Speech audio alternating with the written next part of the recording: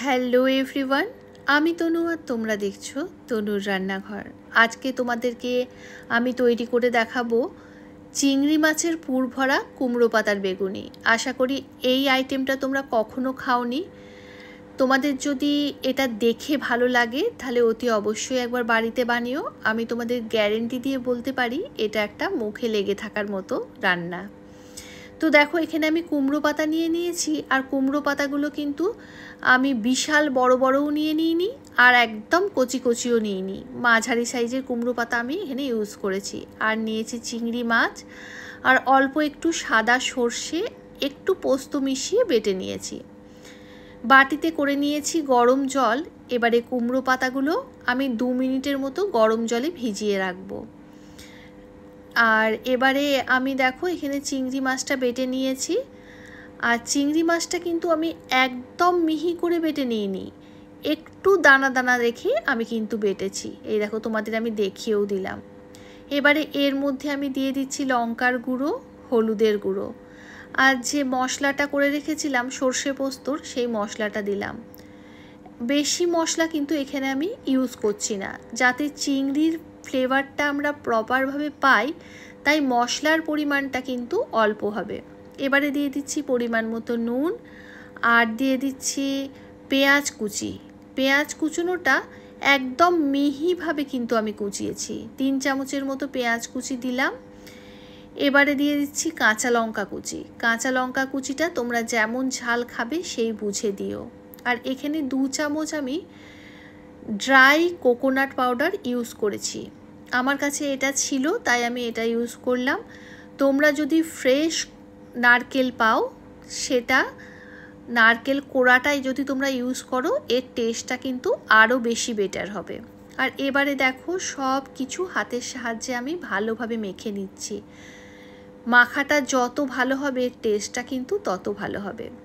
আর এখানে দেখো চিনিটা দিতে আমি ভুলে গেছিলাম, শেষে অল্প একটু চিনি দিলাম।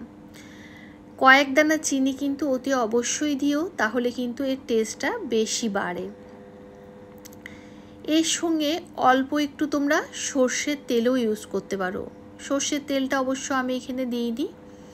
এবারে একটা একটা করে পাতা নিয়ে মধ্যিখানে পুরটা দিয়ে এবারে আমি এটা মুড়ে নেব। এই মোড়াটা কিন্তু খুব সহজভাবেই মোড়াটা হয়ে যায়। এবারে একটা একটা করে সব কুমড়ো পাতাগুলো আমি গড়ে নেব মাছের পুর দিয়ে। তোমাদেরকে একটা দেখিয়ে দিলাম, এই দেখো আমি পরেরটাও করে নিচ্ছি। এইভাবে সব কুমড়ো পাতাগুলো আমি গড়ে নেব। আর গড়ে নিয়ে এবারে আমি একটা ব্যাটার তৈরি করে নেব। ব্যাটারের জন্য এখানে আমি মটর ডালের বেসন নিয়েছি, আর তার মধ্যে আমি 2 চামচ চালের গুঁড়ো মিশিয়ে দিচ্ছি। চালের গুঁড়োটা মেশালে এটা ভীষণ ক্রিস্পি হয়। আর দিয়ে দিলাম 1 চিমটির মতো খাওয়ার সোডা, একটু গুঁড়ো লঙ্কা, আর দিয়ে দিচ্ছি কালো জিরে। কালো জিরেটা অতি অবশ্যই দেবে। দিয়ে আমি ভালোভাবে এটা একটু হাতের সাহায্যে শুকনো মিশিয়ে নিলাম। ও আচ্ছা, নুনও দিয়েছি কিন্তু। তারপর অল্প অল্প করে জল দিয়ে আমি একটা স্মুথ ব্যাটার তৈরি করে নিচ্ছি। এই ব্যাটারটা কিন্তু খুব পাতলাও হবে না আর খুব ঘনও হবে না, এইভাবে তৈরি করতে হবে। এবারে একটা একটা করে কুমড়ো পাতাগুলো ব্যাটারে ডুবিয়ে সাদা তেলে ছেড়ে দিতে হবে। আর এই সময় গ্যাসের ফ্লেমটা মিডিয়ামে রাখতে হবে, না হলে কিন্তু বড়াগুলো পুড়ে যেতে পারে ওপরটা, আর ভেতরটা কাঁচা থেকে যাবে। আমার কিন্তু প্রথমের বড়াটা একদম দেওয়ার সাথে সাথে লাল হয়ে গেছিলো, কারণ গ্যাসের ফ্লেমটা আমার প্রথমে জোরে ছিল আর তেলটাও বেশি গরম হয়ে গেছিলো। তো দেখো দেখতে দেখতে আমার বড়া একদম রেডি। একদম হালকা আঁচে এটা কিন্তু ভেজে নিতে হবে। এটা খেতে ভীষণ টেস্টি হয়।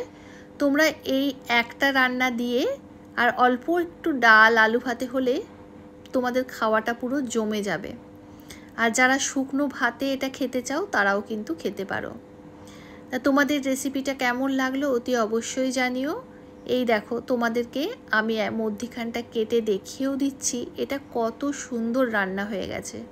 ভেতরের মাছ কিন্তু একটুও কাঁচা নেই। এমনিতেই চিংড়ি মাছ হতে কিন্তু একদম সময় লাগে না। তাহলে তোমাদের যদি রেসিপিটা ভালো লেগে থাকে তাহলে প্লিজ আমার চ্যানেলটাকে সাবস্ক্রাইব করে দিও।